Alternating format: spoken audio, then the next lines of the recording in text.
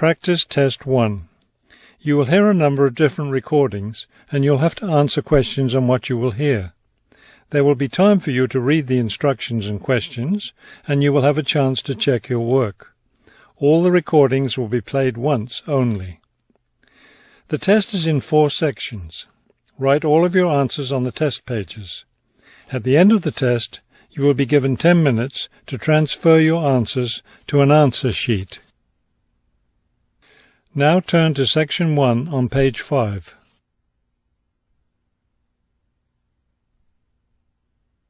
Section 1.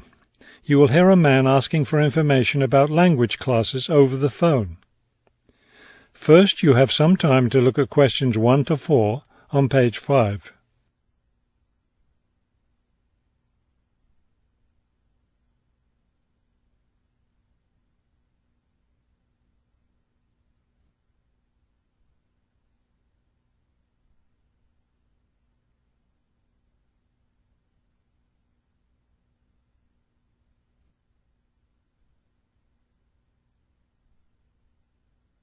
You will see that there is an example that has been done for you.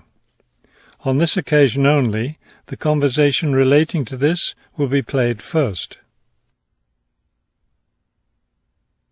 Good morning, Globetrotters Language School. How may I help you?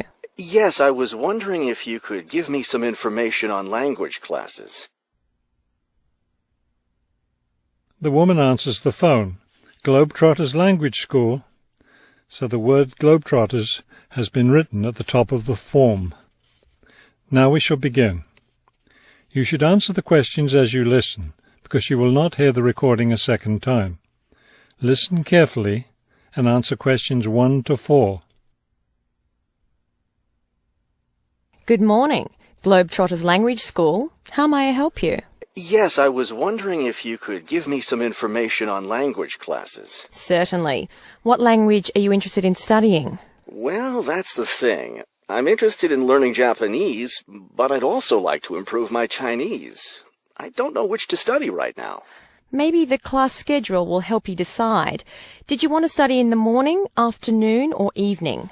I work in the evenings, so mornings or afternoons would be best. Then that decides it for you. We offer an advanced Chinese class, but it meets on Wednesday and Friday evenings. I couldn't do that. When do the Japanese classes meet? We have beginning Japanese on Tuesday and Thursday mornings.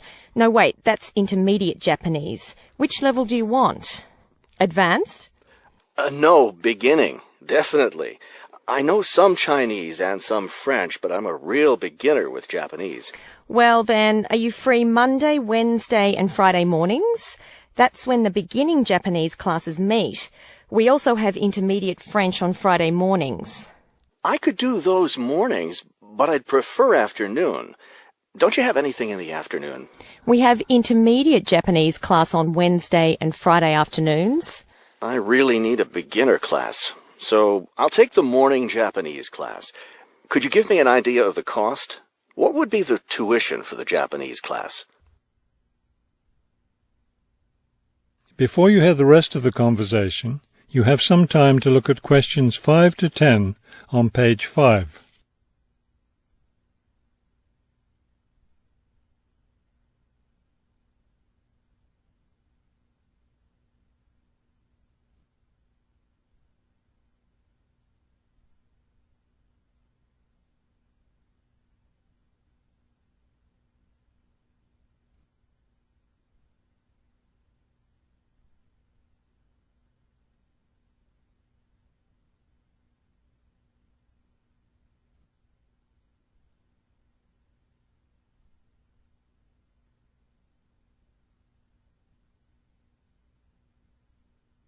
Now listen and answer questions 5 to 10.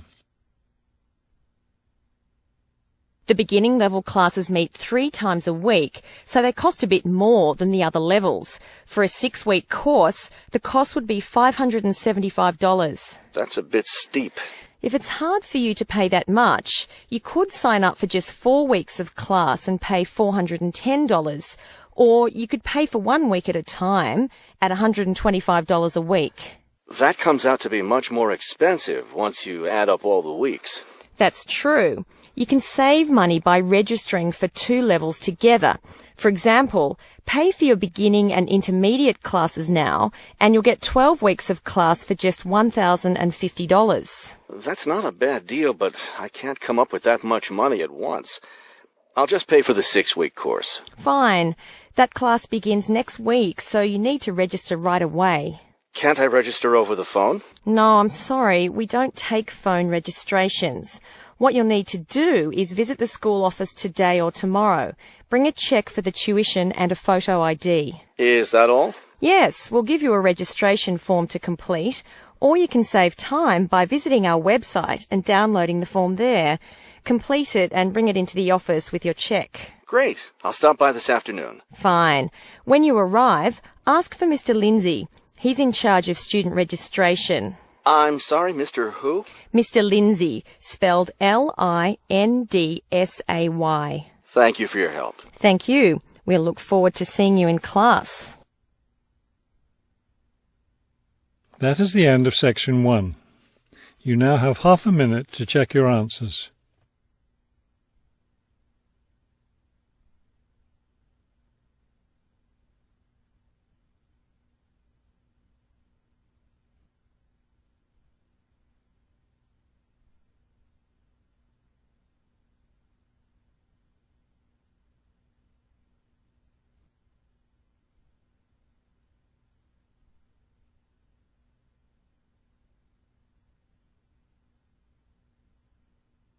Now turn to section 2 on page 6.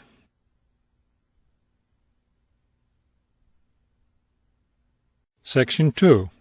You will hear a tour guide giving information about a shopping district. First, you have some time to look at questions 11 to 15 on page 6.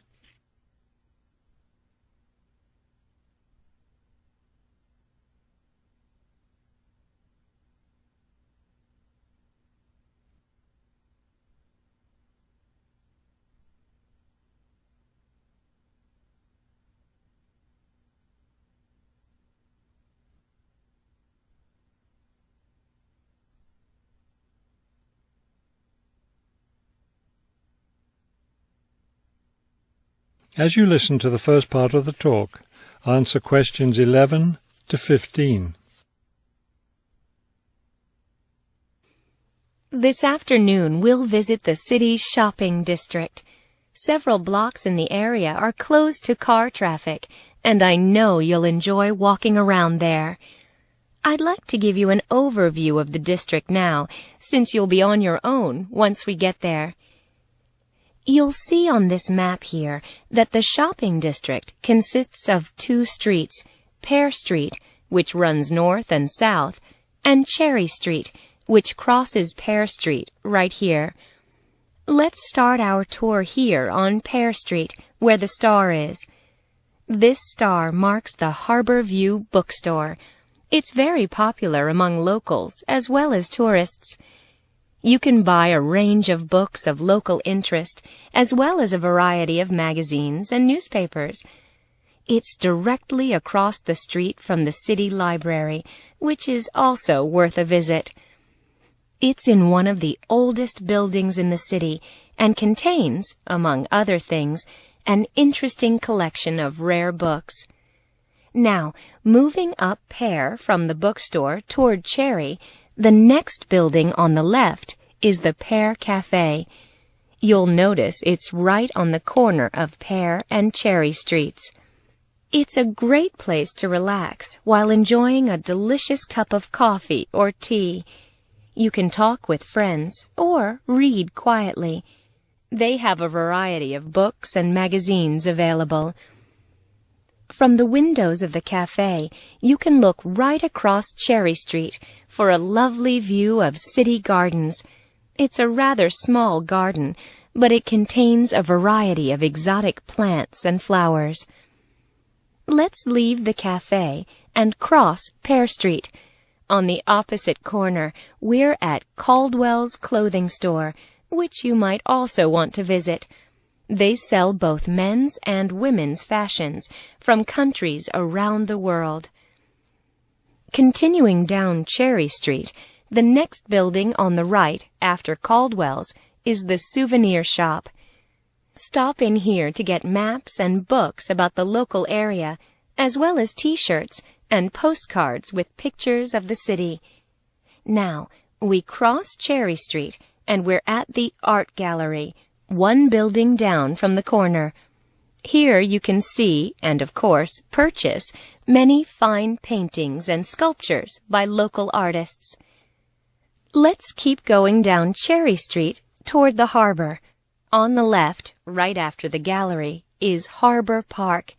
It's a lovely place, and it's certainly worth spending some time there. Before you hear the rest of the talk, you have some time to look at questions 16 to 20 on page 7.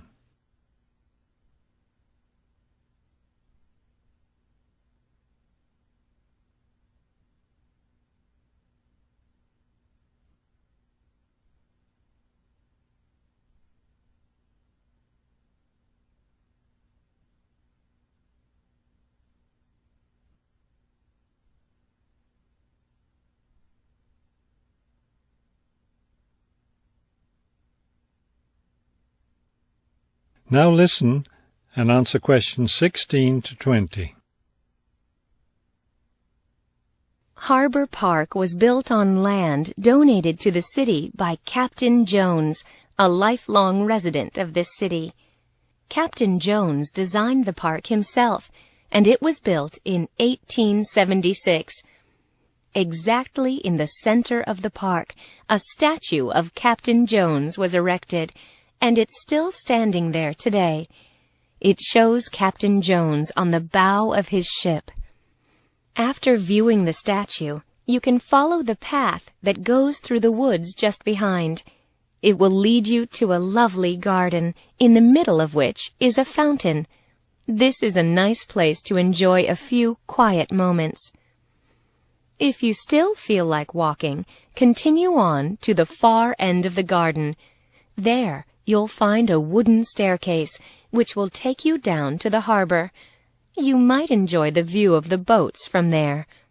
There's also a walking path along the water, which will eventually bring you back up to Cherry Street. You can see that there's plenty to do in this part of the city. The bus leaves at 1:30. That is the end of section 2. You now have half a minute to check your answers.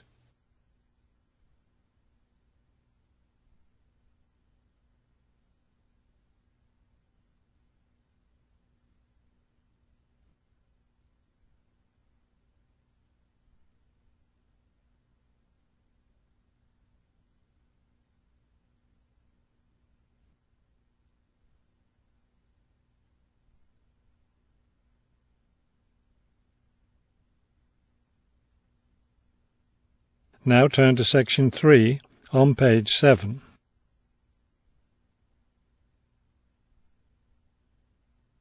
Section 3. You will hear a conversation between a university student and a librarian about using the city archives. First, you have some time to look at questions 21 to 24 on page 7.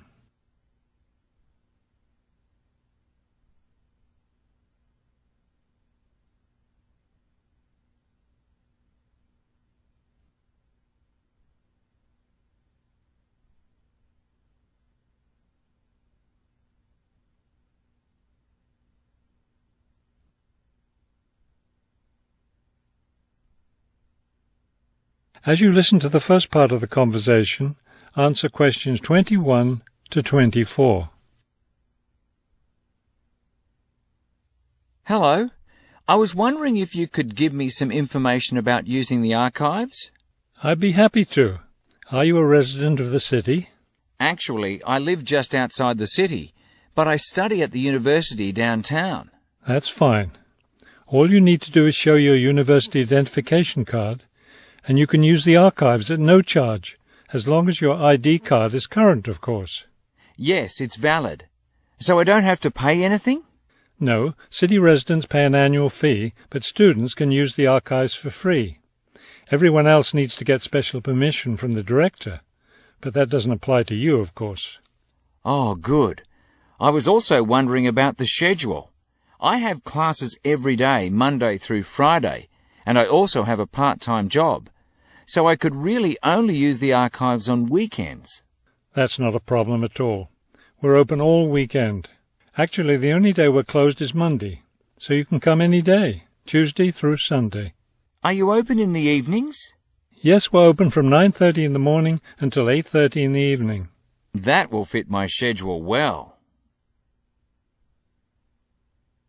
Before you hear the rest of the conversation, you have some time to look at questions 25 to 30 on page 8.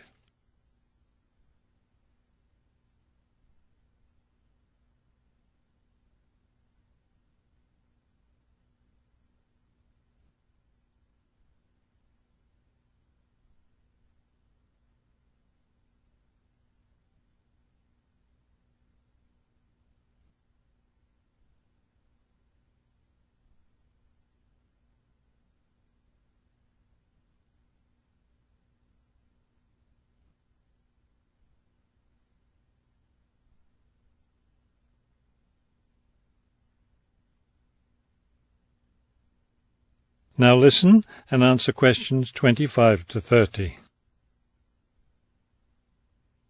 Is there something else I can help you with? Yes. One thing I'll be needing to see for one of my class projects is old photographs. Do you have photographs of the city in the 19th century that I could look at? Yes, we store all the photographs in the basement. Those stairs over there will take you down to the photography collection. Just tell the librarian there what you're interested in, and he'll help you. Those would be 19th century photographs? Yes, the entire collection is there. Now, if you're interested in seeing documents from the 19th century, those are right here on the ground floor. I would like to see some of those documents. Does that collection include newspapers too? No, all the newspapers from the earliest ones in the 18th century up to the current time are on the second floor. Here, let me just give you this map of the archives, and you'll be able to find whatever it is you need. Thank you. Oh, I see you have a whole room devoted to maps. Yes, on the third floor. That's great, because one thing I need to do is look at how the city has developed over time. I'm sure you'll find a lot of helpful information there. Of course, some of the maps are several centuries old, so generally visitors are only allowed to see photographic reproductions of them. That shouldn't be a problem. What's this on the fourth floor? Ogden's Woolen Mill. As I'm sure you know, Ogden's Woolen Mill was the major entity responsible for the growth of this city in the 19th century. The Ogden heirs gave money for the archives to devote an entire floor to information about the history of the mill. Will I be able to find information about the Ogden family there? Photographs, personal papers, things like that? Probably the family photographs are stored downstairs in the photography collection. The personal papers would be on the fifth floor, where we keep all the personal papers of famous residents of our city. Thank you so much for your help. I'll be able to do a lot of my research here. That is the end of section 3. You now have half a minute to check your answers.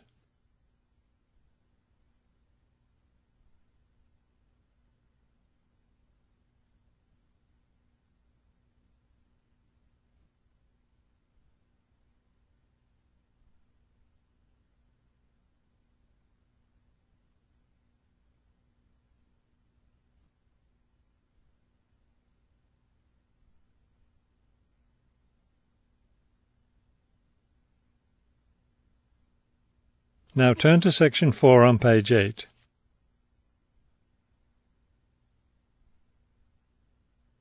Section 4. You will hear a lecture about wind energy. First, you have some time to look at questions 31 to 33 on page 8.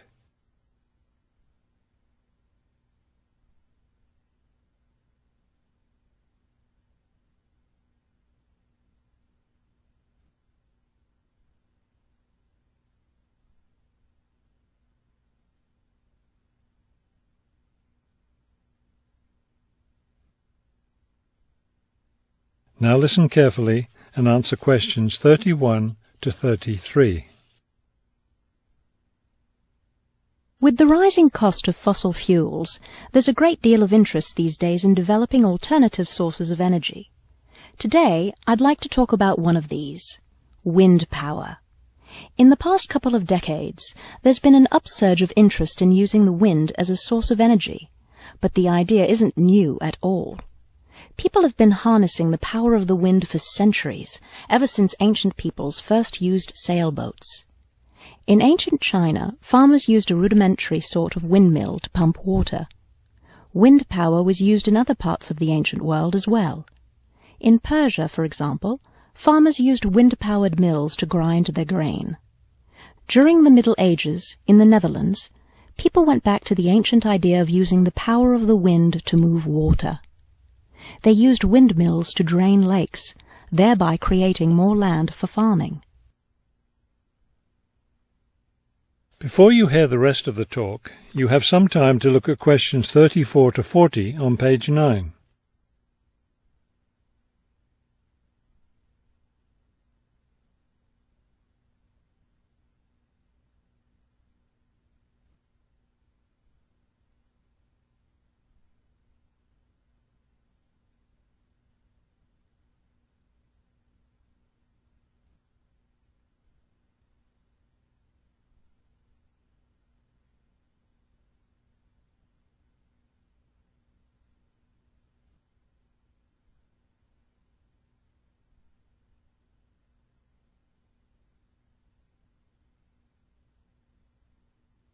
Now listen carefully and answer questions 34 to 40. At present, people around the world are using the wind to generate electricity, some old methods, some new. Is this the solution to our modern energy problems? Well, as with anything, there are both advantages and disadvantages to using wind power. Let's take a look at some of the reasons to use wind power. One of the biggest problems with using fuels, such as oil and coal, is pollution. Wind power, on the other hand, is clean. It causes no pollution and therefore doesn't contribute to global warming. Another great advantage of wind power is that it's a renewable resource. Oil and coal reserves are limited, but will never run out of wind.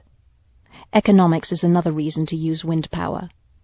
Using the wind to generate electricity costs less, much less, than running other types of generators. In addition, since wind turbines don't take up much land, the land around them can be used for other purposes, such as farming.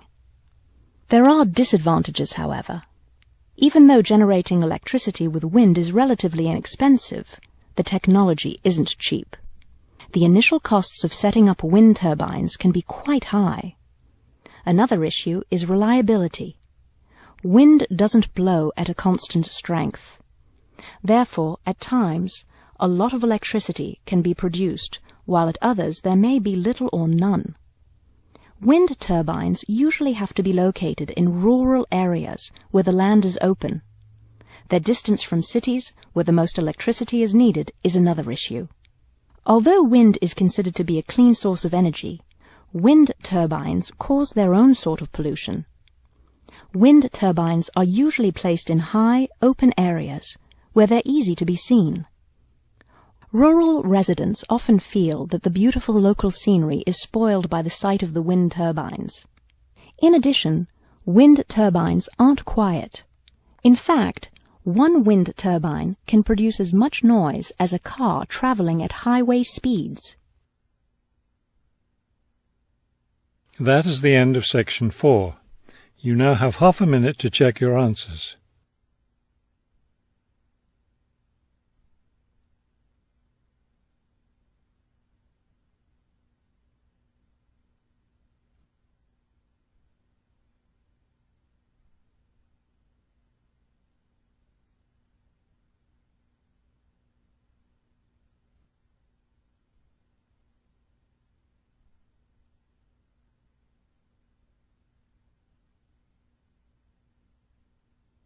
You will now have 10 minutes to transfer your answers to the listening answer sheet.